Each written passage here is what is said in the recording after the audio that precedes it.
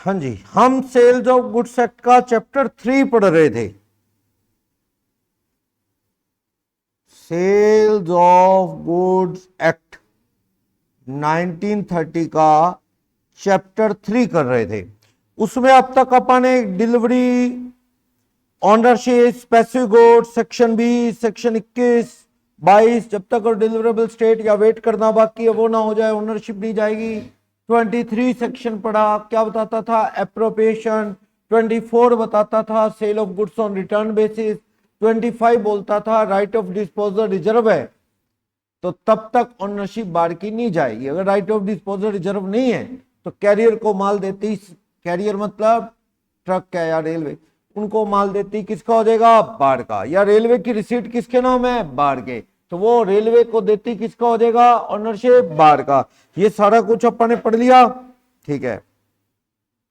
Risk ownership के साथ रहता है, ये अपन ने सब देख लिया था। रिस्क प्राइमा फेसाई किससे रिलेटेड है? ऑनरशिप से। सेक्शन 26 अपन ने पढ़ लिया था, जिसकी ऑनरशिप खराब होने का रिस्क भी उसी का होगा। मैं ऑनर तो कल को नुकसान हुआ मेरा, आप ऑनर नुकसान हुआ आपका, ठीक है ना। लेकिन ओनरशिप के बाद ये टॉपिक आता है नेमो डेट को नॉन हैबिट। ये टॉपिक सेक्शन 27 से 30 पढ़ लिया था अपन ने। क्या बताता था ये नेमो डेट को नॉन हैबिट? सेक्शन 27 में ही है। क्या? जो आपका नहीं आप किसी को कैसे दे सकते हैं? When I am not a owner how can I transfer the better ownership to you? जब मैं खुद ओनर नहीं हूं, चोर चुरा के कोई सामान किसी को ओनर बना सकता है क्या? यानी ये कहना चाहता है अगर आपने चोरी का माल खरीदा चोर से तो वो आपको बेटर टाइटल नहीं दे सकता, आप उसके ट्रू ओनर नहीं माने जाओगे, चाहे आप कितने सच्चे हो। आपको मुझे नहीं पता सर, मुझे क्या पता वो चोर है, ये बहाना नहीं चलेगा। क्या माना जाएगा? कि भाई ये चोरी का माल है। जब वो चोर ओनर नहीं तो आपको ओनर कैसे बना सकता है? हार परचेज वाला माल खरीदना मत। हार परचेज अग्रीमेंट में लिखा होता है कि ownership will be transfer to buyer on payment of last installment, लिखा है। उसमें अगर बायर आगे बेच दे तो क्या वैलिड ओनर बन जाओगे? नहीं, क्योंकि उसमें वो बेचने वाला हायरर है, जस्ट अभी ओनर नहीं, वो आगे कैसे बेच सकता है। लेकिन अगर उधार सेल है या कोई ठीक है 2 बार में पेमेंट ले रहे उधार की, उसमें हायर परचेज वाला अग्रीमेंट नहीं है कि लास्ट पेमेंट पे ट्रांसफर होगी ओनरशिप ना, जस्ट उधार है। बंदा कहता है आधे इस तारीख को दे दूंगा, आधे अगली तारीख को दे दूंगा, तो कोई दिक्कत नहीं। उधार सेल में ओनरशिप इमीडिएटली किसकी हो जाती है? सामान पे बाहर की। वो आगे बेचे तो क्या वो वैलिड सेल है? यस है। रही बात सेलर के पैसे की, तो सेलर कोर्ट में जाके पैसे मांगे, सामान से अब सेलर का कोई लिंक नहीं। नेमो डेट को नॉन हैबिट, रट्टा मारो, लैटिन वर्ड है, इसका इंग्लिश मीनिंग क्या है? You can't give something to someone else which you have not got. जो आपका नहीं है वो आप किसी को कैसे दे सकते हो? Only owner can transfer the ownership. आप मालिक हो तो किसी को मालिक बना सकते हो, वरना नहीं। But certain exceptions are there, ठीक है। सेक्शन 27 है ये। 26 तो यही कहता है रिस्क पासिस विद ओनरशिप।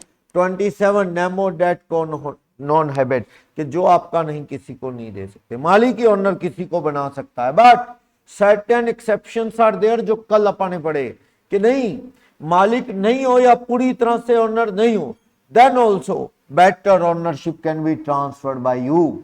आप किसी को ओनर बना सकते हो। वो एक्सेप्शनल केसेस कौन कौन से हैं जो सेक्शन 27 के एक्सेप्शन है? सेल बाय मर्केंटाइल एजेंट, दुकानदार का एजेंट है, मालिक तो दुकानदार है पर एजेंट को पावर होती है ना दुकानों के एजेंट को माल बेचने की। जाके माल बेच आया तो इस केस में क्या मालिक कह सकते हैं कि भाई ये इसने गलत है, ये मालिक नहीं है? No, he is authorized agent on behalf of seller. मालिक की तरह पावर रखता है वो बार्गेनिंग करने की, सस्ता महंगा बेचने की। अगर वो बेच आया तो वो वैलिड सेल है। आप ये नहीं कह सकते कि मालिक ने थोड़ी बेची है, ये तो एजेंट ने बेची है।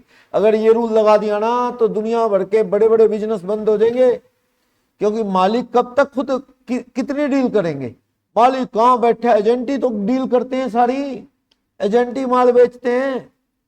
तो एजेंट जो मर्केंटाइल एजेंट है, बिजनेस एजेंट है, मोल भाव करने की, माल बेचने की पावर है, वो बेच रहा है तो वो वैलिड सेल है।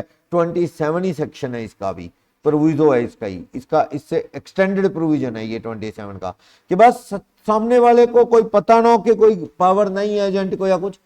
एजेंट उसी गुड्स का डील कर रहा है जिसका मालिक बिजनेस करता है। मान लो एक electric vehicle, electric two wheeler की एजेंसी है, मालिक कहीं और बैठे हैं, एजेंट को बिठा रखा है, भैया तू डील करता रहे, उसे एक हद बता रखी है, इससे कम नहीं देनी, बस वो डील कर रहा है, बेच रहा है।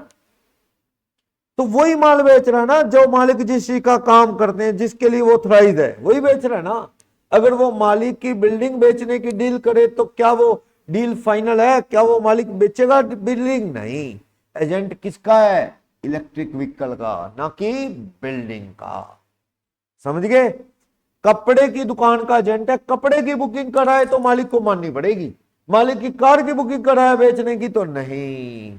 जिस चीज का बिजनेस है उससे रिलेटेड अगर एजेंट डील करता है, उसे उस काम को करने की पावर है, तो वो जो डील करता है वो वैलिड है। एजेंट से खरीदने वाला बंदा वैलिड ओनरशिप ले जाएगा, वैलिड ओनर है। चाहे एजेंट पैसे लेके भाग जाए तो बाहर क्या करे, सेलर का लॉस है वो, ठीक है ना, ये चीज। तो एजेंट का मीनिंग आप पढ़ चुके हैं, सेक्शन 29 याद रखना जरूरी नहीं है एजेंट के मीनिंग का। जो आपकी तरफ से ऑक्शन लगवाता है, कंसाइनी आपका माल बेच के कमीशन लेता है, आपकी तरफ से पैसे इकट्ठे करता है, आपकी तरफ से पेमेंटें भरता है, वो सब काम करता है, वो क्या होता है? Mercantile agent. Section 28, joint owner में से एक ने बेच दी, क्या था? मालिक ही है, दो मालिक हैं एक चीज के, एक ने बेच दी, दूसरे से पूछा नहीं, तो क्या वैलिड सेल है? यस, आफ्टर ऑल मालिक है वो, खरीदार को नहीं पता दूसरा रोक रहा है बेचने से, उसने गुड फेथ में वैल्यू देख के चीज खरीदी और वन ऑफ द टू या one of the three owner उसने बेची है, आखिर बेची ओनर ने है, सबके साइन नहीं है, तो ये वैलिड सेल है। सामने वाले को क्या पता भाई तीनों के साइन कराने हैं, आखिर मालिक ही है जो बेच रहा है, तो वैलिड सेल है। बता रहा है एबीसी 3 भाई थे, टीवी वीसीआर के मालिक थे, ए ने टीवी बेच दिया, सामने वाले ने गुड फेथ में खरीदा, बीसी से पूछा नहीं, तो क्या सामने वाला वैलिड ओनर बन जाएगा टीवी का? बिल्कुल बन जाएगा। सेक्शन 28, 29 कल पढ़ा था ये सारे, अब तो मैं क्विक ओवरव्यू दे रहा हूं, जिसने कल क्लास नहीं लगाई तो आज से समझने की कोशिश ना करे कि सर फटाफट फटाफट बोले जा रहे हैं, मैं तो क्विक रिवाइज करा रहा हूं। कल की क्लास में एब्सेंट थे तो क्लास लगा लिया करो, ठीक है ना, ताकि नेक्स्ट टाइम रिपीट हो, थोड़ा क्विक रिवीजन हो तो समझ आ जाता है फिर, ठीक है, कोई दिक्कत नहीं है। Sale by person in possession under voidable contract क्या था? हाँ जी आप बताओ क्या था? सेक्शन 29। हाँ, बार की चॉइस है, रखे या वापस करे। जब आपके साथ फ्रॉड हुआ, आपको गलत चीज दे दी, जो मांगी वो नहीं कुछ और दे दी, झूठ बोल के दे दी, आपको मैंने डीजल कार कह के कार बेच दी थी, वो पेट्रोल की, क्या ये फ्रॉड? आपके साथ गलत हुआ, फ्रॉड हुआ, आप चाहो तो गाड़ी वापस, पैसे वापस, पर आपने गाड़ी आगे बेच दी, क्या प्रूव करता है ये? कि आपको जैसी भी ये गाड़ी पसंद है, अगर आपको दिक्कत होती तो आप गाड़ी वापस करते ना, आप आगे बेच रहे हो, तो ये वैलिड सेल है। किसी ने ड्रा के बनाया पर भी वापस कर देना यार, नहीं कर रहा, आगे बेच रहा है, तो it means you have adopted the transaction. Section 29, seller के पास ऑलरेडी बिका माल, उसने आगे बेच दिया, बिल कागज दिए नहीं थे फर्स्ट बार को, आगे अर्जेंट वाला बार आ गया, उसको बेच दिया। सेकंड बार को कुछ नहीं पता, ये ऑलरेडी बिका है, अगला कागज पत्तर डॉक्यूमेंट ऑफ टाइटल लेके खरीद रहा है, तो वैलिड बायर बन जाएगा ओनर? यस बन जाएगा। 30-1 पढ़ा था, 30-2 ये एग्जांपल आईपीएल मैच वाला टीवी का भी पढ़ा था। 30-2 बार के पास ओनरशिप नहीं गई सेलर के कहने के अकॉर्डिंग, लेकिन बार उसको आगे बेचते, किसके बेस पे? डॉक्यूमेंट के बेस पे। बार बहाने बना के आपसे क्या लेगा? एफिडेविट वगैरह सेल का, ओनर बन बैठा, आगे बेचते तो वैलिड सेल है। यस, ये सेलर की गलती है, उसको डॉक्यूमेंट देना ही नहीं था। मैंने कहानी सुनाई थी कल, डॉक्यूमेंट कैसे ले गया, बहाने लगा के, सर चलान वाले रोकते हैं, ये वो रुकते, ऐसा कर कह के ले गया, तो आगे बेच दे तो वैलिड सेल है।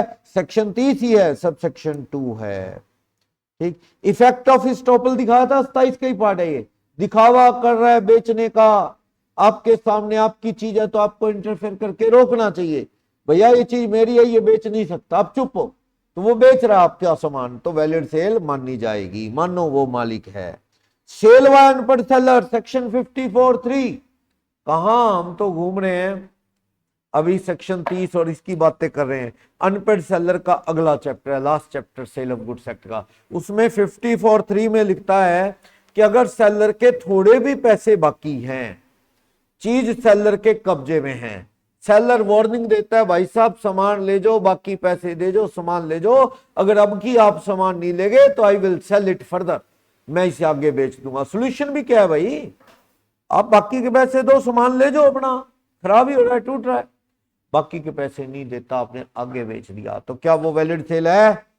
आगे बेचा, यस वो valid sale, clear, valid sale है। Sale under the provision of other act, हाँ अदर एक्ट में लिक्विडेटर वाला एग्जांपल बढ़िया है कि भाई लिक्विडेटर बेचता है दिवालिया बंदे का सामान, कोर्ट की अप्रूवल से आता है वो, तो क्या वैलिड सेल है? यस। सामने वाला वैलिड ऑनर बन जाएगा, यस। फाइंडर बताया था गिरी हुई चीज सेक्शन 169, भैया मालिक मिल ही नहीं रहा, ढूंढने पे क्या करोगे, चीज बेच दो, मालिक मिलेगा उसको पैसे दे देना, यही है ना। मालिक ढूंढो नहीं मिला, आप फाइंडर हो, क्या करोगे, चीज को बेच दो और मालिक मिलने पे पैसे दे देना। क्या फाइंडर आगे बेचेगा, वैलिड सेल है? हाँ है। प्लेज में रखी चीज मालिक वो बेचेगा ना, लेंडर, भैया बैंक वालों ने आपको लोन दिया, गोल्ड गिरवी रख के, आप लोन नहीं भर रहे, क्या करेगा बैंक? 2 बार वार्निंग दे देगा आपको, भैया पैसे दे दो वरना ये गोल्ड बेच देंगे, आपको कोई फर्क नहीं पड़ रहा, क्या करेगा तंग आके बैंक?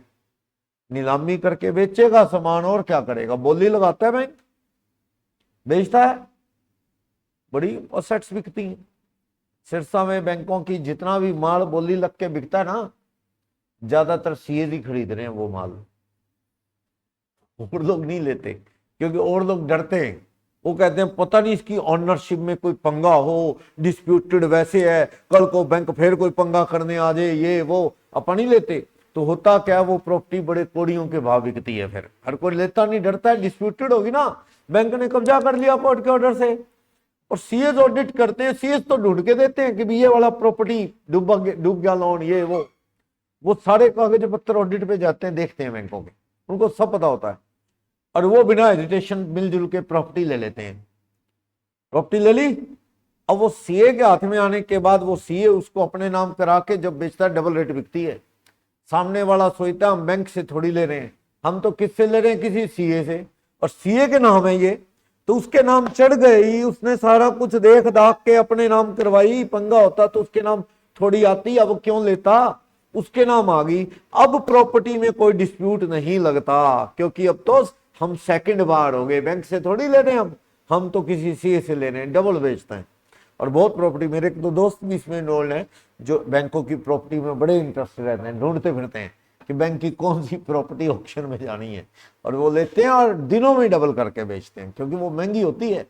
ऑक्शन में लोग आते नहीं, डरते हैं, जिसको नॉलेज होती है वो जाता है ऑक्शन में लेने, तो सस्ती मिलेगी, और वो फिर उसके हाथ में आके तो जैसे वो गंगा नहा के पाप धुल गए ना, वैसे ही हो जाता है बाहर के लिए। तो भैया इस सीए ने सारा कुछ देख के खरीदी होगी, पागल तो है नहीं, इनको तो बैंकों का सारा कुछ पता है, ये तो चेक करते हैं, सारे कागज पत्तर देख के इन्होंने ली होगी, अब इसके नाम चढ़ गई, अब ये आगे बेच रहा है, हम तो इससे ले रहे हैं, कल को पंगा हुआ तो इसकी दिक्कत, ले लो सही है प्रॉपर्टी, वो ऐसे बेचते। तो बैंक बेचता है प्रॉपर्टी, अगर आपने बैंक से प्रॉपर्टी जब्त की हुई खरीदी तो आप वैलिड ओनर हो, यस। बैंक तो पहले एफिडेविट लिखवा के रखता है कि अगर तूने डिफॉल्ट किया हमारा लोन देने में विद इंटरेस्ट, तेरी प्रॉपर्टी क्या कर लेंगे, हम जब्त कर लेंगे, जब्त कर लेंगे, फॉरफिट, एक्वायर हो जाएगी प्रॉपर्टी। अगर प्रॉपर्टी एक्वायर होगी तो बैंक क्या करेगा, प्रॉपर्टी को आगे बेचेगा, और क्या करेगा, बोली लगाएगा, लोग लेते हैं ऑक्शन वाली, है ना। चलो नेक्स्ट, यहां तक अपन ने पढ़ लिया था ये सारा, कोई डाउट इसके आगे? सेक्शन 31 to 44 क्या, performance of contract of sale, ये क्या है, कॉन्ट्रैक्ट ऑफ सेल की परफॉर्मेंस वर्ड का क्या मतलब होता है, कॉन्ट्रैक्ट पूरा करो। आपने मुझसे कोई बाइक खरीदी तो मेरी तरफ से परफॉर्मेंस क्या है, मैं आपको बाइक दे दूं, आपकी परफॉर्मेंस क्या है, आप पैसा दे दो। जब दोनों ने अपनी अपनी परफॉर्मेंस पूरी कर दी तो कॉन्ट्रैक्ट की हैप्पी एंडिंग हो जाएगी, कॉन्ट्रैक्ट विल डिस्चार्ज। कॉन्ट्रैक्ट खत्म, मैंने आपको बाइक दे दी, आपने मुझे पैसे दे दिए, आप अपने रास्ते मैं अपने रास्ते, बात खत्म। कॉन्ट्रैक्ट क्या हो गया? परफॉर्म। अगर मैं बाइक लेके आया ड्यू डेट पे, अग्रीमेंट टू सेल था, मैं बाइक लेके आया और आप लेने नहीं आए, पैसे लेके नहीं आए, तो ब्रीच ऑफ कॉन्ट्रैक्ट मतलब कॉन्ट्रैक्ट ना मानना, परफॉर्म ना करना। ब्रीच ऑफ कॉन्ट्रैक्ट मतलब कॉन्ट्रैक्ट को अवॉइड करना, कॉन्ट्रैक्ट तोड़ना। इसका एक्शन आप पे होगा, बार पे मैं कोर्ट में जाऊंगा, कंपनसेशन मांगूंगा, सर बाइक ले नहीं रहा डील करके। उल्टा कर लो, मैं बेचना नहीं चाहता बाइक, आप आगे लेने, तो परफॉर्मेंस मैं नहीं कर रहा, आप तो अपनी कोशिश कर रहे हो, पैसे लेके आए हो, तो एक्शन किस पे होगा? मेरे पे होगा, लीगल एक्शन कि सुमित बेच क्यों नहीं रहा, ये एक्शन मुझ पे होगा। समझाया? तो ब्रीच ऑफ कॉन्ट्रैक्ट जो है ये एक्शन उस पे होगा जो कॉन्ट्रैक्ट के रूल्स को फॉलो नहीं कर रहा। अगर हम अपने दोनों वादा पूरा कर देंगे तो कॉन्ट्रैक्ट विल डिस्चार्ज, यानी contract will comes to an end, खत्म काम। सही है ना? तो आपको अपनी परफॉर्मेंस टाइम पे पूरी करनी चाहिए, कह रहा है। तो परफॉर्मेंस ऑफ कॉन्ट्रैक्ट का मतलब क्या है? सामान की डिलीवरी सेलर बाहर को दे दे और बाहर उसे एक्सेप्ट करके उसकी पेमेंट दे दे। पेमेंट कैसे आएगी? जो बात हुई है। अगर बात उधार की हुई है तो फिर तो सेलर पहले पैसे मांग ही नहीं सकता। बाइक दे दो आप और पहले पैसे नहीं मांग सकते, क्योंकि आपका अग्रीमेंट ही किसका है? उधार का, महीने बाद का है, 2 महीने बाद का है। जैसे भी बात हुई है वैसे फॉलो करो, बी ऑन योर टर्म्स, जो डिसाइड हुई है उस पे रहो, अलग बात नहीं करनी कोई, ठीक है ना? डिलीवरी की डेफिनेशन तो हम पिछले चैप्टर में पढ़ते हैं। फिजिकल डिलीवरी उठा के देना, ये तो कौन सी डिलीवरी है? एक्चुअल, पढ़ चुके ना हम 2-2, पीछे अपन ने इससे पिछले चैप्टर में जोड़ा हुआ था, याद है ना? 2-2 क्या है? एक्चुअल डिलीवरी, फिजिकली उठा के सामान देना, ये तो है एक्चुअल डिलीवरी। कंस्ट्रक्टिव डिलीवरी क्या थी बताओ? पिछले चैप्टर में पढ़ चुके हैं अनमोल। बना फिजिकली डिलीवरी के ऑनर बदल गए। जैसे मेरा माल कोल्ड स्टोर में पड़ा है, फ्रूट पड़ा है, नीतीश का भी फ्रूट का काम है, सर फ्रूट बेचोगे? मैंने कहा चल तेरा हुआ फ्रूट, पैसे दे दे, 4 लाख रुपए दे दिए इसने। मैंने कोल्ड स्टोर वाले को फोन लगा के बोला कि भाई साहब आज के बाद ये मैंगो मेरे नहीं है, मेरा नाम हटा दो। आज ये मैंगो का मालिक कौन बन गया है? नीतीश। माल वहीं पड़ा है, मालिक बदल गए, सुमित की जगह कौन? नीतीश। ये कौन सी टाइप की डिलीवरी है? कंस्ट्रक्टिव, कंस्ट्रक्टिव, समझे? वहीं पड़े पड़े सामान के मालिक। एक होता है मैंगो उठा के देता, लोड करता मैं, एक्चुअल डिलीवरी। एक होता है मैंगो उठा के देने की जरूरत ही नहीं, वहीं पड़े पड़े माल के मालिक बदल गए, तो वो क्या है? Constructive delivery. एक होता है सिंबॉलिक डिलीवरी। सिंबॉलिक किसके बेस पे होती है? On the basis of document of title.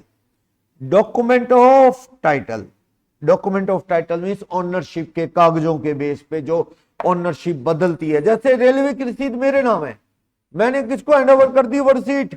जशन को। क्या बन गया? जशन मालिक। रेलवे तो उसको माल दे देगा जिस पे के पास रेलवे की बुकिंग स्लिप है, ठीक है ना? उसको माल दे। जशन ने आगे बेच दी वो स्लिप, किसको? वीरेंद्र को। वीरेंद्र को माल दे देगा रेलवे।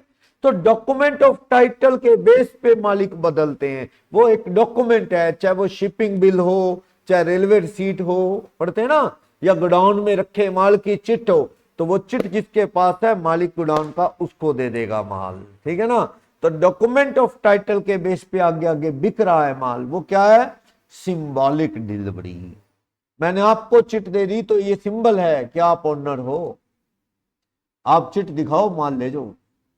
मैंने आपको रेलवे स्टेशन के क्लॉक रूम का भी बताया था, वहां चाबी लगती है।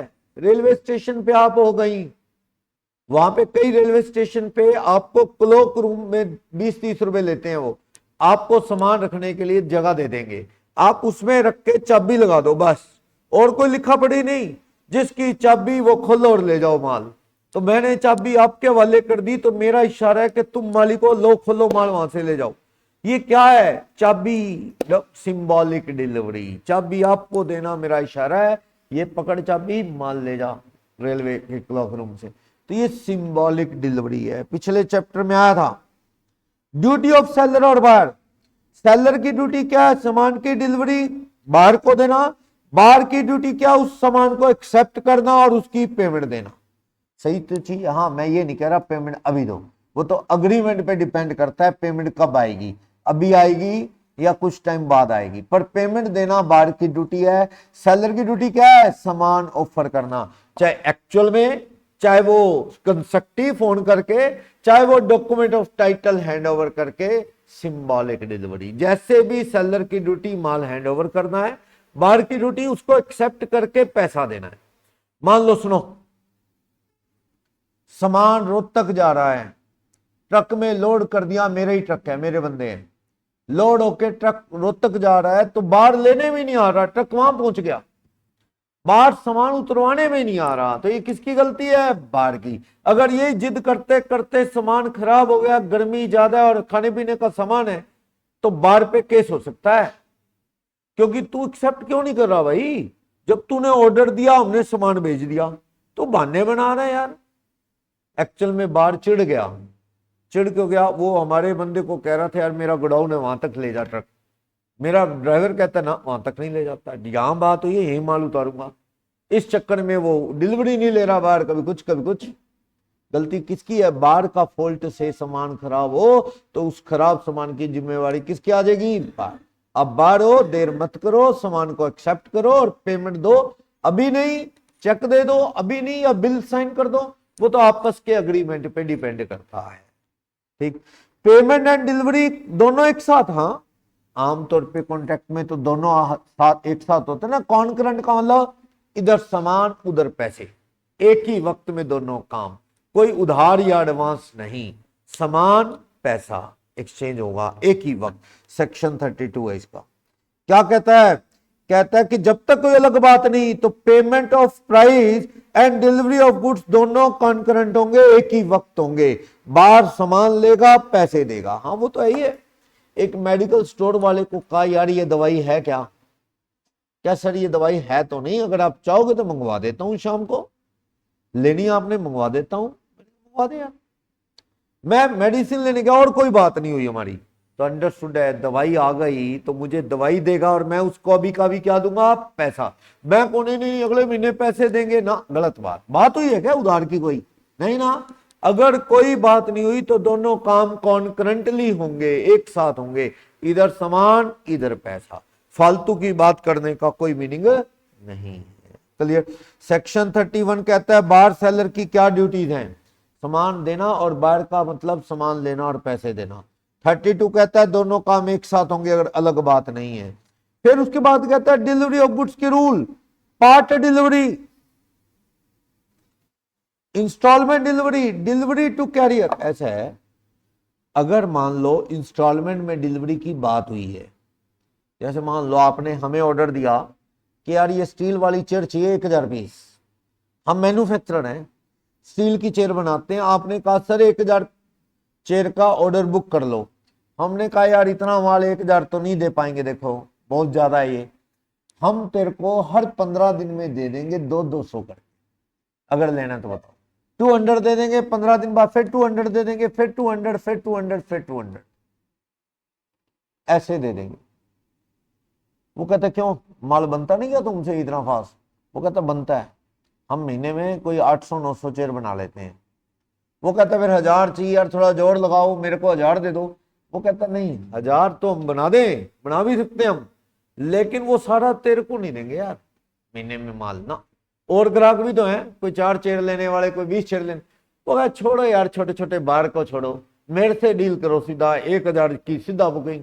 कहना हमें ये छोटे छोटे वाले भी चाहिए, तू तो कल को रुक जाएगा, मान लो 4-6 महीने बाद तूने चेयर लेनी बंद कर दी, हमारे ये बार कहीं और जाके लग जाएंगे। दुकानदार कभी ऐसी गलती नहीं करता, वो हमेशा सबको साथ लेके चलता है ना। ऐसे ही करोगे भाई, वो तो अपने रूटीन वाले कस्टमर भी तो आने चाहिए ना। तो बड़े से एक बार डील कर लिया, आगे वो ऑर्डर देने बंद कर दे, फिर क्या करोगे? फिर आपको बार दोबारा जोड़ने मुश्किल हो जाए। अगला कहता है जी मैं आपको 200 करके दूंगा, तो बात ही हुई है ना। अब आप जिद करो मेरे को तो 1000 दो, मेरी डील हुई है। डील पार्ट यानी इंस्टॉलमेंट में डिलीवरी की हुई है, ऐसे इकट्ठे की नहीं हुई। तो तुम फालतू जिद ना करो, हम तुझे डिलीवरी कैसे देंगे, थोड़ा थोड़ा करके जैसे बात हुई है। पिज्जा वाले को 500 पीस पिज्जा का ऑर्डर दे दिया आपने, भाई साहब कितनी देर में, क्या नहीं जी पैसे पकड़ो, तो बोल कितने, तो पैसे की बात नहीं सर, 500 बन नहीं पाएंगे, धीरे धीरे बनेंगे, 50 भेज देता हूं, आधे घंटे में 50 और आधे घंटे में 50, 3 घंटे लग जाएंगे सर। मान लो आपने 500 पिज्जा बोला है, या चलो थोड़े कम कर लो, 100 पिज्जा बोला है, तो 100 भी कौन सा वो 10 मिनट में दे देगा। पिज्जा उनकी वो भट्ठी लगी होती है, आजकल उस सिस्टम से बनते हैं, तो उसे बेक करने में कोई 10 मिनट 5 मिनट लगेंगे, 100 पिज्जा की तो जगह ही नहीं इकट्ठे लगाने की। तो अगला बता रहा है पहले कि बाद में तुम लड़ाई करो, भैया पिज्जा आएंगे 50 या 25 करके आएंगे आधे आधे घंटे में, देख लो लेने हैं तो बंदा दे देगा, फिर 25-30 मिनट में 25 पीस और दे देगा, फिर 25 पीस, फिर 25 लेने तो बताओ। कल को आप 100 मांग रहे हो, 100 हमसे इकट्ठे होने नहीं, अगर हम सोचे इकट्ठे बना लें एक साथ, फिर ठंडे हो जाएंगे बाकी, देख लो आपने क्या करना है। सही है, ऐसे ही करते हो, क्योंकि उसमें वजह क्या है, कल को आपको जी हम नहीं लेते ऐसे माल, हमने तो आपने 25 पिज्जा भेज दिए, बच्चे बुलाए हुए थे, बच्चे तो बाकी जिनको पिज्जा नहीं मिला वो रो रो के बुरा हाल हो गया उनका, तो पिज्जा पिज्जा पिज्जा। ऐसे ही है, बच्चे को थोड़ी समझ है, उससे कहने बेटा और आ रहा है अभी, उसे लग रहा है ये पड़ोसी खा गए सारा, मेरा नंबर पता नहीं ये आ रहा है, तो पापा भी ये कहते हैं सामान आ रहा है सामान आ रहा है, आता ही नहीं कभी वो। बच्चे को थोड़ी समझ है अभी पिज्जा वाला इकट्ठा नहीं बना सकता। सही है, ऐसा होना चाहिए, बता देना चाहिए सामने वाले को, बताते हैं, सही बता रहा हूँ बताते हैं, भाई सर ऐसे ऐसे देंगे सामान, कल को आप लड़ाई करो, हम ये उठा ले वापस, हम नहीं लेते, बाकियों को क्या दें, बैठे थोड़ी रहेंगे तेरे इंतजार में पिज्जा खाने के लिए, उनको को ठहरो पिज्जा आ रहा है अभी 2 घंटे रुक जाओ, वो कहता है फिर कुछ और ही मंगवा लो सर, सॉरी। बोला सही है, कैसे बना के देगा, सही है ना। मैंने शायद आपको रियल लाइफ का एक एग्जांपल दिया था, कुछ लोगों को अगर ध्यान हो, क्या वो आज से बहुत साल पुरानी बात है, हम ट्रेड फेयर देखने गए, ट्रेड फेयर दिल्ली, बहुत स्टूडेंट लाइफ की बात है। तो बस वहां से आ रही थी, जैसे रात को, जैसे ट्रेड फेयर जैसे वहां से 8-9 बजे चले तो रात 11 बजे होंगे, कोई रास्ते में हिसार के आगे कोई डेस्टिनेशन था, ढाबा एक ही था वहां, रात का 11 बजे से 11:30-12, तो बस रुक गई, बस ओवर कैपेसिटी थी, वैसे 50 लोगों 52 लोगों की सीट होती है ना, 60 ही लोग होंगे उसमें, तो बस रुक गई, सारे आके बैठ गए, हाँ जी बनाओ खाना लगा दो, वो कहते ये लगा दो वो लगा दो, उसने सबको बिठा लिया ढाबे वाले ने, सबको, उनके पास सैलेड वगैरह कटा होता है वो फटाफट डाल के उनके जो बंदे थे वो सब पे रख गए, और जो भी, उसके बाद उन्होंने वो जब खाना बनाना शुरू किया, अब 60 लोगों को खाना बनाने के लिए तो बड़ा स्टाफ चाहिए, अब वही बात है, वो चपाती मांग रहा है, उसको चपाती नहीं आ रही आधे घंटे से, वो सब्जी मांग रहा है, वो दही मांग रहा है, वो नहीं आ रहा, खाने वाले का तो मजा खत्म ही होता है। और उसने बिठाई इकट्ठे लिए और सबका इकट्ठा लगाना शुरू कर दिया खाना, या तो वो कह देता भाई 20 लोग एक एक करके खिलाऊंगा जी, ऐसे नहीं, तो लड़ाई होनी शुरू होगी वहां, ये वो करते रहे, तो कुछ लोगों ने पैसे दिए, कुछ लोगों ने उसके पैसे नहीं दिए, वो कहते खाना खराब कर दिया, मूड भी खराब कर दिया, सारा खाना ही नहीं आया। और कुछ हद तक वो लोग सही भी थे, अब वो 2-3 घंटे बैठ के खाने के लिए वेट थोड़ी करेंगे, बंदा खाना खा रहा है, एक चपाती आ गई, उसके लिए इंतजार कर रहा, आधा घंटा दूसरी आ नहीं रही, इतने में उसकी जो सब्जी वो खत्म हो रही है, खराब हो रही है।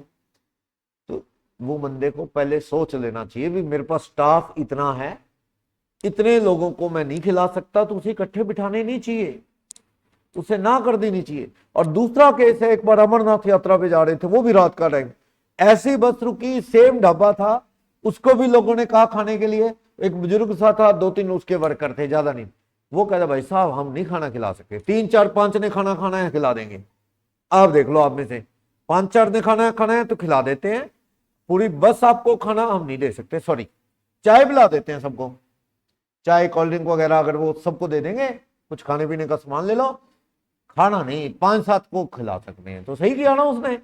अगला कहता मैं इतने लोगों को बिठा लूं, स्टाफ है नहीं, रात का टाइम है, स्टाफ के 1-2 बंदे ही रहते होंगे, ज्यादा फुल स्टाफ दिन में ही काम चलता है जैसे, तो बंदे को ये सारी चीजें देख लेनी चाहिए, कल को आप उनको भी नहीं ब्लेम कर सकते, ठीक है, तो वही लड़ाई वाला काम हो जाता है।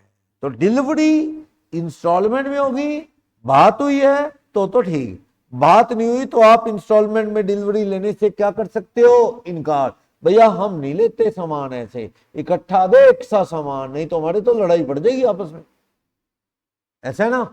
तो इंस्टॉलमेंट डिलीवरी बात हुई है तो इंस्टॉलमेंट में माल आएगा। डिलीवरी के खर्चे खुर्चे की भी बात कर लेंगे, जैसे भी है तो वो देख लेंगे। तो part delivery, installment delivery, delivery to carrier तो पढ़ दिया, सेक्शन 25 था।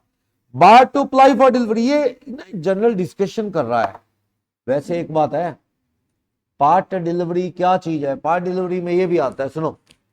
मान लो मैंने एक बंदे को ऑर्डर दिया, एक डाइनिंग टेबल 6 चेयर दे दे। ऑफर किसका है, मैंने ऑफर किया या मैंने उसको कहा एक डाइनिंग टेबल और 6 चेयर दे दे, और उनका बंदा ट्रक में एक डाइनिंग टेबल और 4 चेयर लेके आ गया। बात हुई है टेबल 20,000 का है, चेयर 5-5 हजार की है, तो 6 चेयर कितने की, 30,000। एक टेबल 20, 50,000 का ऑर्डर है, मैंने ऑर्डर दे दिया। ट्रक में जब माल आया तो उसमें क्या था, एक टेबल और 4 चेयर। मैंने ऑर्डर किसका दिया था, 6 का। क्या कहो, मुझे लेना पड़ेगा माल के नहीं, क्या कहते हो, हाँ जी क्या कहते हो भैया, आम झगड़े हैं, क्या कहते हो। क्या मैं बाउंड हूं सामान लेने के लिए गुरलीन, या मैं इनकार कर सकता हूं, चॉइस मेरी है। इनकार कर सकता हूं भाई, हम 4 चेयर नहीं लेते भाई, घर में इतने मेंबर हैं, 6 चाहिए। वो आगे से सेलर कह रहा भाई साहब 2 दे दूंगा यार, तुम 4 के पैसे दे दो ना यार, मैं 6 के थोड़ी मांग रहा हूं। एक टेबल और 4 चेयर के दे दो, 20 + 20 40, 50 थोड़ी मांग रहा हूं। मैंने कहा लेना ही नहीं मैंने माल, 6 चेयर का ऑर्डर है, 6 दे, 7 की ना मिली तो कल को, पता आपको ये चीजों के डिजाइन ये सब चीजें बदलती रहती हैं, 7 की ना मिली तो कल को सेट भी खराब हो जाएगा, मैं नहीं लेता। क्या वो मुझे बाउंड कर सकता है इस तरह से, नहीं, चॉइस मेरी है, मेरी गलती नहीं, गलती किसकी है, सेलर। सेलर कह रहा है ठहर फिर मैं अभी मंगवाता हूं, मैंने क्या वो कहे मैं अभी लाता हूं, तो अभी कॉन्ट्रैक्ट सबसिस्ट करता है, खत्म नहीं हुआ। वो ना किसी और को दे के आया था, एक डाइनिंग और 6 चेयर, वहां से 2 उठवा ली उसने, उसका जान पहचान वाला था, उसको कह दिया तेरे को बाद में दे देंगे, 2 उठा के मेरी 6 पूरी करके ले आया, एक टेबल 6 चेयर। क्या मुझे लेनी पड़ेगी अब, यस। अब क्या हो गया, अब वो सही करके क्वांटिटी पूरी करके ले आया, अब लेनी पड़ेगी। मुझे वो कंपेल नहीं कर सकता 4 लेने के लिए, समझ आई बात, दिक्कत समझ रहे हो ना मैं क्या कहना चाहता हूं। मैंने ओरिएंट के 4 पंखे ऑर्डर कर दिए, कमरे में लगने 4, देखो 4 लगे हुए, बंदा 3 लेके आ गया, कहता जी 8,000 के थे 4 या 10,000 के, 7500 ले लो, 3 उठाओ 7500। मैंने कहा 3 भी नहीं उठाता, चारों दे, क्या इसमें क्या है, 3 के पैसे दे दो, 3 फैन ले लो। भैया नहीं लेने ना मैंने, ये डिजाइन बदलते हैं रोज ही, कल को पता लगा 7 का ना मिला तो मेरे तो इसमें लगा ही नहीं पाऊंगा मैं, 3 अलग से 1 अलग सा, मैं नहीं देता इसमें, इनकार कर सकता हूं, कर सकता। जैसे वो शर्ट का एक बटन टूट जाए, या तो 7 का एक्स्ट्रा है तो ठीक है, वरना सारे बदलने पड़ेंगे ना, नहीं तो बुरे लगेंगे, वो मिलता नहीं ऐसे मैच करके, तो होती है दिक्कत, होती है। ऐसे एक बार क्या हुआ, बच्चों के रूम में कार्टून वाला फैन लगाना था, 2 उसमें 2 की जगह थी रूम में, तो रोडी बाजार में एक दुकान वाला था, उसने बजाज कंपनी का वो फैन दे दिया। हमने कहा 2 चाहिए, फैन भी महंगा था वो शायद, तो मैंने कहा जी 2 चाहिए, एक से एक ही रूम में 2 लगाने, वो कहते भाई साहब अभी 1 ले जाओ, 1 और आ जाएगा, कंपनी से सेम माल आता है। मैंने कहा नहीं यार, एक कहते नहीं आ जाएगा, हमने 1 ले लिया, पैसे दे दी, लगा लिया, उसके बाद दोबारा आया ही नहीं, कंपनी ने मॉडल ही बदल दिया। वो दिन कार्टून बनाते हैं आजकल, जो टीवी में कार्टून चलता है वही बना देते हैं, प्रिंट ही करना होता है उन्होंने, अब उन्होंने डिजाइन बदल दिया, तो दिक्कत होती है। और वो कलर भी बदल गया, फिर तो वो साथ लगेंगे तो फिर वो अजीब लगेंगे, अपने तो वो भी खराब हो जाएगा समझो, तो ये होती है दिक्कत। बंदा इनकार कर सकता है, पार्ट में डिलीवरी आ रही है, मर्जी एक्सेप्ट कर लो, प्रोपोर्शनेट पैसे दे दो, रिजेक्ट करना रिजेक्ट। इंस्टॉलमेंट डिलीवरी की जिद वो नहीं कर सकता, अगर डील हुई है तो आप इंस्टॉलमेंट में डिलीवरी ले सकते हो। डिलीवरी टू कैरियर का मतलब क्या है, अगर right of disposal is not reserve with seller, section 25, तो ये सामान कैरियर को देते किसका हो जाता है, बाहर का। और अगर right of disposal is reserve with seller, तो ये सेलर के कंट्रोल में है। जब तक सेलर नहीं चाहेगा बाहर का नहीं होगा। बाहर को डिलीवरी के लिए कहना चाहिए, ये अलग अलग पॉइंट है सारे। बाहर को क्या डिलीवरी के लिए कहना चाहिए और क्या। सुनो, नीतीश मेरे पास माल बुक कर गया, सर ठीक है इतना माल ले लेंगे, थोड़े पैसे भी दे गया या चलो नहीं भी देगा तो भी बुकिंग होगी, चलो। अब माल के लिए मुझे पूछना चाहिए, हाँ नीतीश सामान लेना है रेडी आ जाओ, या नीतीश को फोन करना चाहिए सामान दे दो। लोग कहता है कि बाहर को सामान मांगना चाहिए, सामान भेज दो। वैसे आज के जमाने में क्या दिक्कत है, फोन कॉल फ्री है, फोन लगा लो यार, उसको पूछ लो, हाँ जी सामान भेज दूं क्या, पूछ लो, ठीक है। प्लेस ऑफ डिलीवरी भी डिसाइड होता है पहले से ही। जोमेटो वालों को एड्रेस बताओ, मान लो कोर्ट कॉलोनी का, बैठे आप हो कहीं और, तो वो तो भैया वहां आएगा ना जो उसके रिकॉर्ड में एड्रेस आ रहा है।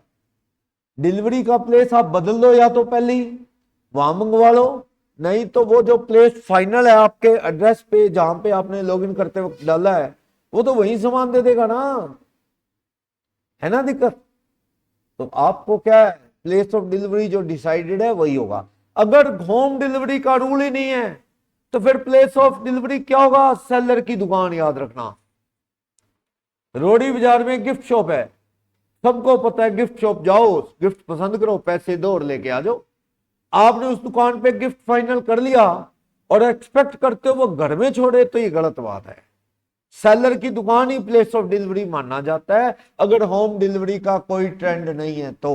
ईंट के भट्ठे पे गए, ईंटें पसंद कर ली, 5,000 ईंटों का रेट भी कर लिया 30,000 में, तो वहां अंडरस्टूड है वो 30,000 में कहां छोड़ के आएंगे, आपकी दुकान घर जहां बन रही है वहां पे, क्योंकि वो होम डिलीवरी देते हैं। जो रेट बताते हैं वो इंक्लूडिंग डिलीवरी, जोमेटो भी इंक्लूडिंग डिलीवरी रेट बताता है, अलग से डिलीवरी के नहीं जोड़ता, वो जोड़ जाड़ के बताता है सारा कुछ। तो वो जो रेट फाइनल हुआ उस पे आपकी लोकेशन पे पहुंचाएंगे। क्लियर। टाइम ऑफ डिलीवरी, कब चाहिए सामान, सुबह शाम कब, आपको बता दो। बाहर हो आप बता दो, बाहर नहीं बता रहा, सेलर होम डिलीवरी देता है तो सेलर कब दे दे सामान। देखो सही चीज तो यह है कि आप सामान दे दो सामने वाले को सुबह से शाम के बीच में। रात को 2:30 बजे जाके कह दो कि सामान हाजिर है, गेट खोलो सामान उतारो, गलत बात। अल्लाह तो गेट ही नहीं खोलता रात को, क्राइम हो रहा है इतना।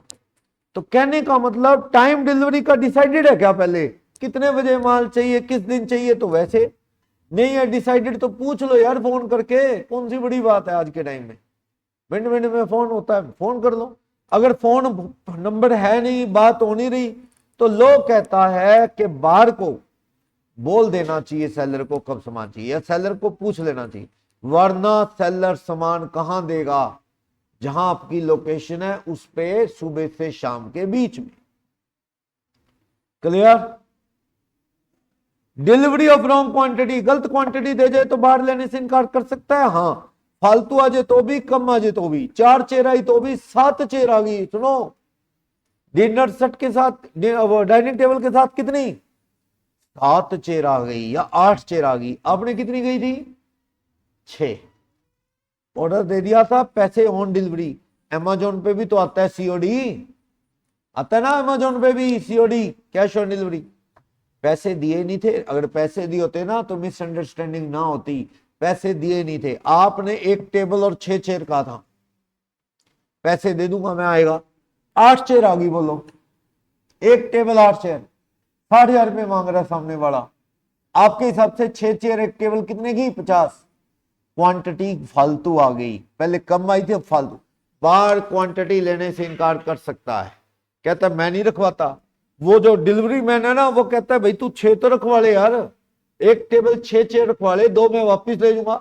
आपने कहा नहीं रखवाता यार मैं ये, कल को तेरा मालिक लड़ाई करे, फिर कहेगा भी ये तो 7 की बन गई, अब तेरे को लेनी पड़ेगी, 2 चेयर बिकेंगी नहीं, काम नहीं आएंगी, ये तो तुम्हारे हिसाब से बना दी हमने, टेबल के हिसाब से कलर कुलर कर दिया, लड़ाई करे। मैं नहीं रखवाता, 8 चेयर क्यों रखवाऊं मैं, 6 भी नहीं रखवाता। मालिक से तेरे बात कर ले, या तो कि एक टेबल और 6 चेयर उतार के 50,000 ले आऊं, वो हाँ करता है तो उतार दे, वरना पता है वो कहता मेरे को पता लड़ाई करेगा, क्योंकि उसकी 2 चेयर काम नहीं आनी उसके, कहीं ये इसके साथ के कलर की हैं और किसी के काम नहीं आनी, समझ गए ना। समझ गए? एक स्कूल की यूनिक सी ड्रेस है, स्कूल का नाम भी है और अलग अलग, और स्कूल भी ऐसा है, यूनिक ही स्कूल है, बस कॉमन सा स्कूल नहीं है जहां सारे ज्यादातर बच्चे पढ़ते हैं, नया सा स्कूल है। उसकी ड्रेस बनवाई 5 बच्चों की स्कूल वालों ने, सामने वाले ने 6 की बना दी, कोई मिसअंडरस्टैंडिंग होगी तो स्कूल वाले 6 लेने से इनकार कर सकते हैं, भैया हम रखवा ले 5, कल को वो कहने नहीं मेरे काम नहीं आएगी ये वो। या सेट है, मान लो सेट है पूरा, आपने उसमें सॉक्स नहीं बोली थी, आपने कोई और चीज नहीं बोली थी उसमें, और उसने वो भी बना दी, तो आप पूछ लो भैया मेरे ने तो जो बोली वो चीजें ले लेता हूं, उसके पैसे दे दूंगा, बाकी चीज वापस, नहीं तो तुम अपनी साड़ी ले जाओ। सही है ना? क्वांटिटी जिसका ऑर्डर है मैं वही लूंगा। डिलीवरी के खर्चे अग्रीमेंट पे डिपेंड करता है, वो तो सेलर की दुकान ही प्लेस ऑफ डिलीवरी है, तो रास्ते का खर्चा किसका है? बाहर का। अगर सेलर होम डिलीवरी देता है तो रास्ते का खर्चा किसका है? सेलर का, है ना? अमेजोन से बहुत सा सामान मंगवाते हो जिसमें डिलीवरी इंक्लूड होती है, अलग से नहीं लगती, तो पैसे मांग सकता कोई आपसे? नहीं। और बहुत सा सामान होता है उसमें डिलीवरी चार्जेस अलग दिखाए होते हैं, आपको देने पड़ेंगे वैसे। हाँ जी, एक बात बताओ, मैंने एक,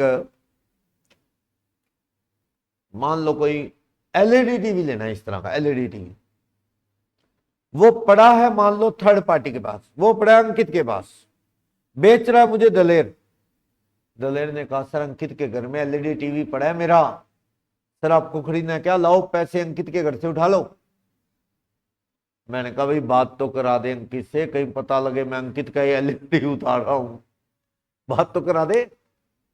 सही है ना? ऐसे खरीदना नहीं चाहिए कि भाई बंदा कह रहा है वहां से उठा लो, पता लगा कोई बाइक है वो कहता है मेरी है उसके घर से ले लो, उधर बाइक उतार रहा और वो आगे से गालियां दे रहा हो चोर चोर चोर। उस कंफर्म तो कर लो, थर्ड पार्टी के पास माल पड़ा है, मुझे कोई कह रहा है उठा लो, दलेर कह रहा है अंकित के घर से ले लो सामान, तो मुझे लाइन पे कॉन्फ्रेंसिंग पे लेके अंकित से बात करनी चाहिए, अंकित भाई तुम्हारे पास दलेर की एलईडी टीवी पड़ा है क्या? क्योंकि मैं उससे खरीद रहा हूं, वो कह रहा है अंकित के घर से उठा लो। अंकित कहता हाँ है ना, बिल्कुल ले जाओ यार, फालतू पड़ा है ले जाओ।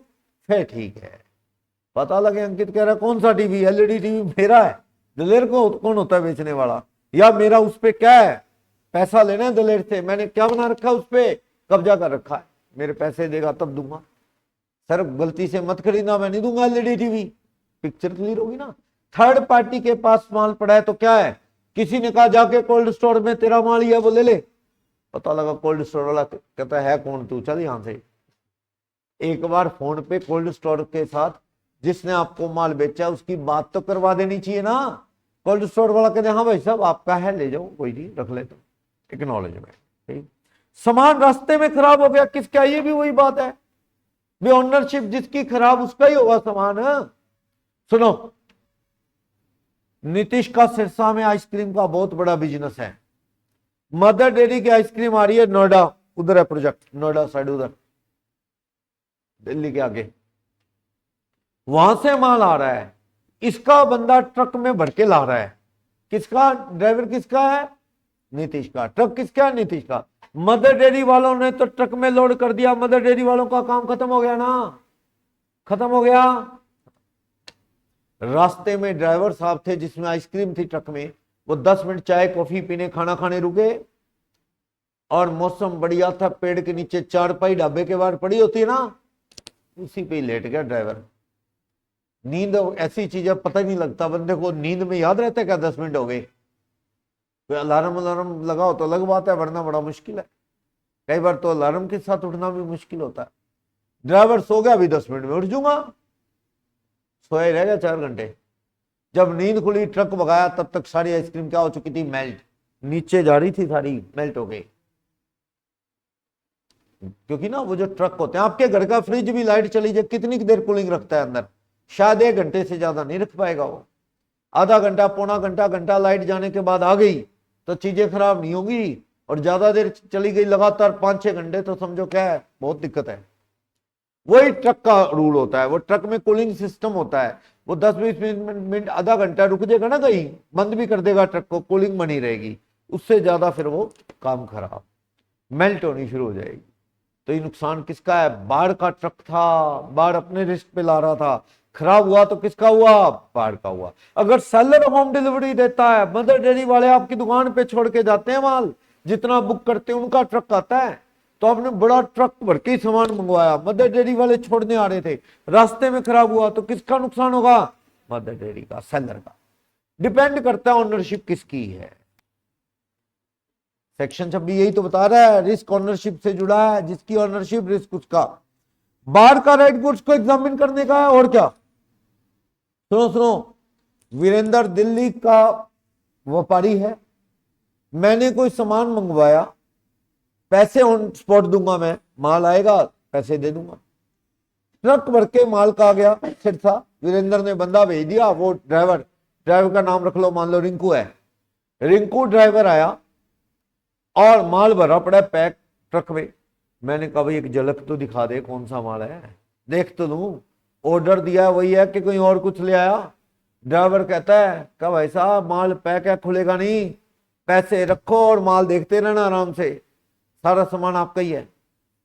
मैंने कहा भाई ये क्या बात हुई यार, सैंपल तो देखूंगा मैं, पता लगे तूने क्या माल मैंने ऑर्डर दिया था। क्या सर पैक है जी, ट्रक रस्सी रुस्सी लगी है, पैक है, ये कैसे नहीं खुलेगा सर, पैसे दो खोल दूंगा ट्रक, देखते रहना। आपको शक हुआ, आपने भी जिद पकड़ ली, पहले मैं सैंपल देखूंगा, एग्जामिन करूंगा, फिर उतरवाऊंगा। उसने जिद पकड़ रखी है, पैसे रखो। गलती किसकी? अब अगर वो ट्रक जिद में ले गया वापस कि नहीं लेना तो ले जाता हूं वापस, गलती किसकी मानी जाएगी? सेलर।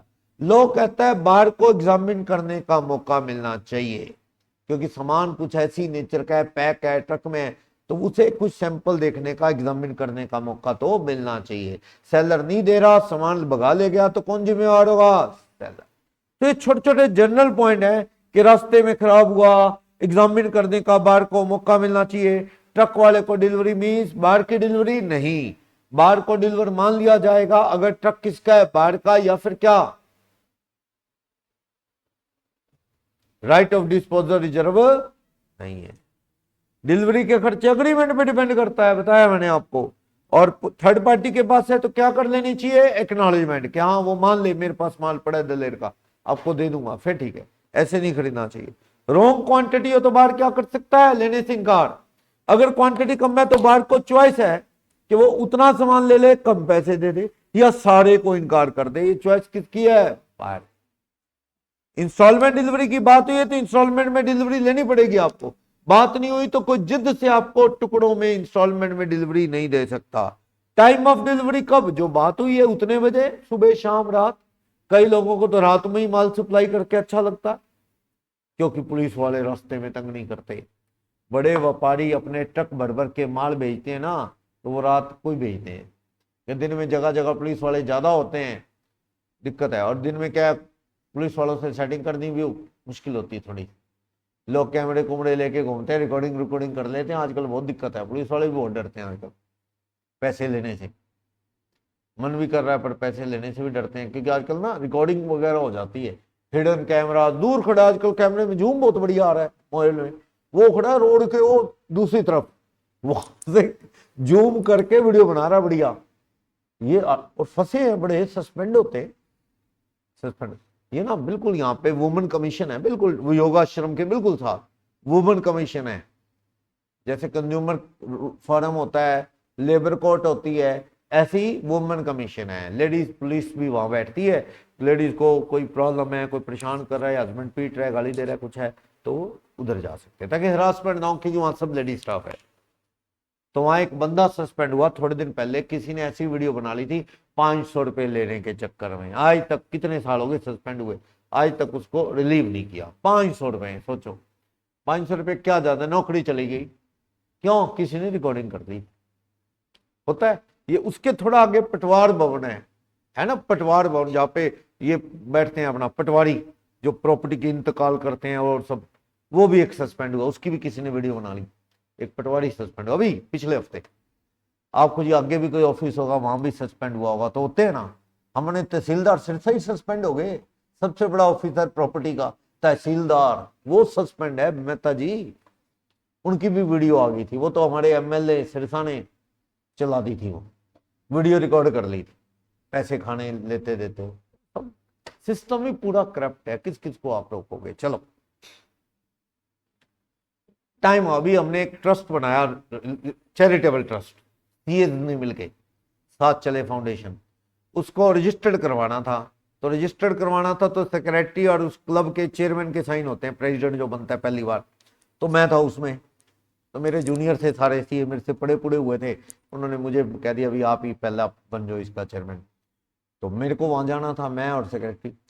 तो रजिस्ट्री की तरह वो रजिस्टर्ड होता है वो सारा, जैसे रजिस्ट्री होती है ना प्रॉपर्टी की, वैसे अनपढ़ बैठे हैं वहां बंदे जो स्टैंप स्टूम्प लगा के लास्ट में रजिस्ट्री आपको देते हैं।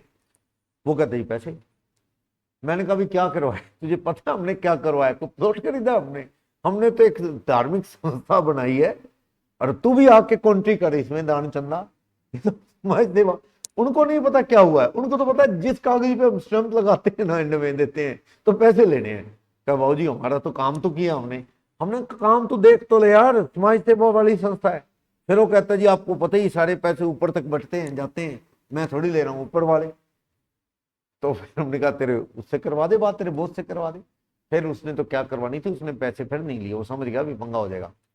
तो ऐसा सिस्टम चल रहा है सरेआम करप्शन का। चलो, तो लोग ज्यादातर क्या है, ये सिरसा में जितने भी मस्टर्ड ऑयल के प्रोजेक्ट हैं, ये टैंक भर भर के माल मस्टर्ड ऑयल का बाहर भेजने रात को जाते हैं सारे टैंक, क्योंकि वो कहते हैं जी हमें जीएसटी की चोरी होती है, जीएसटी भर के जाएगा तो फिर कुछ बचेगा नहीं, ऐसे ही जाते। तो बात जो हुई है सेलर की बाहर की, उस हिसाब से सामान डिलीवरी होना चाहिए, सुबह शाम जो भी, कहां डिलीवर हो, बंदे ने मालूम कहा हिसार में दूंगा, आप उसे को सिरसा आ जा, वो कहता मैं हिसार से आगे आता नहीं, हिसार की बात हुई है, आप कहते नहीं सिरसा आना पड़ेगा, गलत है। जो बात हिसार की हुई है तो डिलीवरी कहां होगी, हिसार होगी, आप गलत कह रहे हो। बात सिरसा की हो रही है, दिल्ली वाले से बात हुई थी सिरसा डिलीवरी देगा, हिसार आके कह रहा जी भाई कितनी दूर बैठे हो यार तुम। हमने कहा 100 किलोमीटर और आ जा आगे। क्या भाई साहब बहुत दूर आ लिया मैं, 200 किलोमीटर दिल्ली से, इतनी दूर तो हम सामान देते ही नहीं ट्रक में, कभी खर्चा ही बहुत बढ़ जाएगा, टाइम भी खराब। आपने कहा चुप करके 100 किलोमीटर और आगे आ जा। जब अपना कॉन्ट्रैक्ट सिरसा का है, वो कहता मैं नहीं आता सिरसा, मैं तो यहाँ खड़ा हूँ, खाना वाना खा रहा हूँ, तुम आ जाओ, ट्रक यहाँ किसी को फोन कर दो सामान ले जाएगा, मैं नहीं आता सिरसा। तो एक्शन किस पे होगा कॉन्ट्रैक्ट ब्रीच का, सेलर पे। जो डील होगी सिरसा तो तुझे सिरसा देना पड़ेगा भाई, तू हिसार बुलाए हमें तो ये गलत बात है, ये तेरे पार्ट पे गलती है, एक्शन होगा। क्लियर? तो इन चीजों को डिलीवरी समझा रहा है। डिलीवरी क्या है, जो अग्रीमेंट है वही सामान डिलीवर किया जाए। पार्ट डिलीवरी का एग्जांपल दे रहा है भाई, अगर किश्तों में सामान ले जाने की बात है तो ठीक, वरना सारा सामान इकट्ठा लिया दिया जाएगा। बार को फोन करके माल मांगना चाहिए। प्लेस ऑफ डिलीवरी जो डिसाइडेड है वो होम डिलीवरी है तो आपके घर तक पहुंचेगा। टाइम ऑफ डिलीवरी क्या है, जो बात हुई है उतने बजे माल डिलीवर होगा। थर्ड पार्टी के पास पड़ा है तो क्या है, एक्नॉलेजमेंट ले लेनी चाहिए, ठीक। और टाइम डिलीवरी का रीजनेबल आवर नहीं है फिक्स, तो बिजनेस आवर, सीधी बात है। मेरी दुकान पे लड़के जो हैं सुबह 8-9 बजे से लेके शाम 7 बजे तक होंगे, तो आपको सामान इसके बीच देना चाहिए। आप रात 11 बजे लेके आओ माल, मैं आ भी जाऊं चलो दुकान पे, उतारेगा कौन भाई? लेबर वाले बंदे तो है नहीं ना, दुकान के वर्कर तो चले गए। समझ रहे ना बात? ये चीज किसी ने को हमने कहा फॉर्म भरवाना है, किसी ने जानकार है कोई, हमने कहा ठीक है आ जाना, कल आ जाना, भरवा देंगे। बाई चांस हमने नहीं कहा कितने बजे, उसने पूछा नहीं कितने बजे, रात को 9:30 बजे इंस्टीट्यूट के बाहर आके कहता जी फॉर्म भरवाना था, आपने बुलाया था। हमने कहा भी टाइम देख 9:30 है, तो सर कहता आपने कौन सा टाइम बताया था, आपने कौन सा बताया था कितने बजे? कहते मैं तो 11-12 बजे तक ही करवाता हूँ अपने सारे काम। क्या कहते हो अब? गलत भाई, इंस्टीट्यूट ओपन से मंगल होने के बीच में ही आएगा तो ही तेरा काम होगा। स्टाफ ही नहीं है, पहली बात, चलो हम आ भी जाए स्टाफ तो नहीं है ना, समझ गए बात? तो आप बिजनेस आवर्स में डिलीवरी दो। जैसे बैंक का काम है तो 5 बजे तक होना चाहिए, क्योंकि उसके बाद बैंक मंगल छुट्टी। डिलीवरी के खर्चे अग्रीमेंट पे डिपेंड करते हैं। पैक करके देने तक का सारा खर्चा तो किसका होता है, देखो सेलर का, लेकिन रास्ते के किराए पे डिपेंड करता है अग्रीमेंट कैसा है। पैक करने तक तो सेलर का है, तोलना पैक करना, उसके बाद रास्ते का ट्रक का किराया, रिक्शा का किराया, वो तो अग्रीमेंट पे डिपेंड करता है। होम डिलीवरी है तो सेलर का है, होम डिलीवरी नहीं तो बाहर का है। डिलीवरी गलत क्वांटिटी की होगी, सेक्शन 37 बताया मैंने, बाहर की मर्जी है ले या ना ले। क्लियर? अब मान लो 100 क्विंटल बेचने की बात थी, 1000 रुपये क्विंटल, 1100 क्विंटल माल लेके आ गया, बी की मर्जी 1100 ले ले, 1100 के पैसे दे दे, या 100 क्विंटल उतार ले बात करके उसके पैसे दे दे, या सारे को रिजेक्ट कर दे, भैया सही सामान ले आओ, बाद में लड़ाई करोगे तो भैया सारा सामान लेना पड़ेगा, सेट खराब हो जाएगा, समझ गए ना। अगला कहता है सेट खराब, अब कहते जी मुझे तो फिर वापस ले जा, चाहिए नहीं, सही है ना, सेट समझ गए। अभी वो चीज के साथ है, वो ज्यादा चीजें ले आया तो हमने इतनी के तो कहा ही नहीं, हमने तो इतने पीस वाला सेट कहा था, जैसे टेबल के साथ चेयर 4 वाला, तू 6 वाला ले आया, अब मैंने 4 उतरवा के पैसे दे दिए, फिर तू लड़ाई करेगा कि 2 चेयर मेरे काम की नहीं, इसी सारा ले जा। अब तू कहे तो मैं 4 उतार लेता हूं, उसके पैसे दे देता हूं। इंस्टॉलमेंट डिलीवरी की बात हुई है तो ठीक है, इतना इतना करके। कैरियर को डिलीवरी किसका माल दिया जाएगा, माल नॉर्मली बाढ़ का, अगर राइट ऑफ डिस्पोजल रिजर्व नहीं है तो। रास्ते में खराब हो गया तो डिपेंड करता है ओनरशिप किसकी है रास्ते में, अगर बिक चुका है, बाढ़ अपने ट्रक पे ला रहे हैं तो रास्ते का खराब बाढ़ का होगा, वरना किसका होगा, सेलर का होगा। ठीक, पीने क्यों को माल बेचा आयरन रोड, लोहे की road, were to be sent by proper vessel. It was rusted before it reached to bar. The rust of the road was so minimal and not affecting the merchantable quality. The deterioration was not necessarily incidental to transmission. It was held that क्यों को माल लेना, क्या हुआ, रास्ते में लोहे की road आ रही थी, देखा ना आपने, लोहे को, वो लोहा मुड़ा हुआ आता है, आपने देखा होगा कहीं, उसको सीधा करते हैं, उसको काट के वो बिल्डिंग बनाते हैं, वो रोड आ रही थी, उसमें थोड़ा सा डेंट जैसे रस्ट आ गया, थोड़ा मुड़ गया, तो इतना भी नहीं मुड़ा के लेने लायक ना हो। ये सामान है जब बल्क में लोड होके आएगा तो थोड़ा बहुत तो ये चीज होएगी ना, तो आपको जी बिकने लायक है, कोई दिक्कत नहीं, यूज लायक है, तो आपको ये नेग्लिजिबल पार्ट है, मर्चेंडेबल है, तो आपको लेना पड़ेगा, कोई खराब नहीं हुआ है वो सामान आपको लेना। ईंटें हैं, जब लोड करेंगे उतारेंगे रास्ते में थोड़ी बहुत उसका कॉर्नर्स है वो टूट ही जाएंगे, और आपको जी मैं ईंटें नहीं लेता, वो ईंटें खराब थोड़ी हैं, बीच में से कुछ हो गया तो खराब है, अदरवाइज तो ये तो होएगा ही।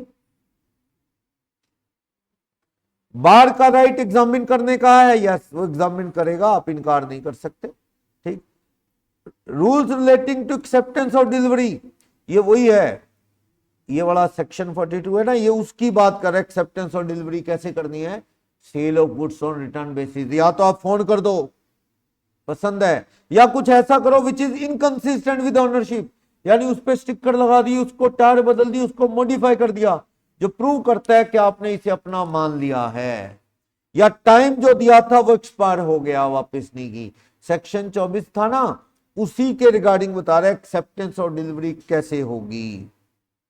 ठीक, buyer not bound to return the rejected goods, सामान आप गलत लेके देंगे, मैं कह रहा हूं जैसे अमेजोन ने गलत माल दे दिया, हमने ऑर्डर किया था एग्जॉस्ट फैन, अमेजोन ने दे दिया सीलिंग फैन, गलती किसकी है, अमेजोन की, पैसे हमने दिए नहीं, तो हमने कहा हम तो नहीं लेते, ये सामान ही और आ गया, तो उसको वापस भेजने का खर्चा भी अमेजोन का होगा, हमारा थोड़ी होगा। जब रिटर्न पॉलिसी में हम सामान रिटर्न डालते हैं तो क्या कुरियर के चार्जेस अमेजोन लेता हमसे, नहीं, वो तो सामान उठा ले जाते हैं उनके बंदे, कई बार तो पैसे आ जाते हैं सामान भी नहीं लेके जाते वापस, क्योंकि उनको लगता है डिलीवरी के खर्चे इतने बढ़ जाएंगे, क्या फायदा। तो कहने का मतलब रिजेक्टेड माल है क्योंकि वो सही नहीं है, इसे वापस ले जाना सेलर की अपनी ड्यूटी है, ठीक है ना, बार नहीं वापस भेजेगा। ठीक है, बार ने माल बिना वजह इनकार कर दिया लेने से, रास्ते में माल है, ट्रक ड्राइवर बार बार मालिक को कह रहा है, मालिक बार बार बाहर को समझा रहा है, इस बीच खराब हो जाए तो गलती किसकी है, बाहर की, उसने गलत तरीके से माल लेने से इनकार किया है, सामान लेना चाहिए था, तुम बार बार इनकार क्यों कर रहे हो, तुम्हारे पार्ट पे गलती है। क्लियर, समरी लगी है, चैप्टर खत्म, इन चीजों को समझा रही, आईसीआई की बुक के नोट्स खोले थे मैंने, पढ़ लोगे। नेमो डेट को नॉन हैबिट पढ़ लिया था।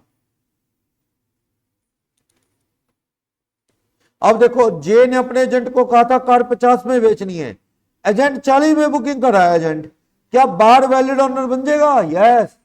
बार को क्या पता एजेंट को कितने की पावर है, बार्गेनिंग करने की पावर होगी, अगला कहता है बेच रहा है, डील 40 में बुक कराया तो वैलिड सेल है, यस। बार ओनर बन जाएगा, यस। रही बात नुकसान की, तो बार वो सेलर किस पे केस डालेगा? एजेंट पे। कार नहीं छीन सकते आप, वैलिड सेल है।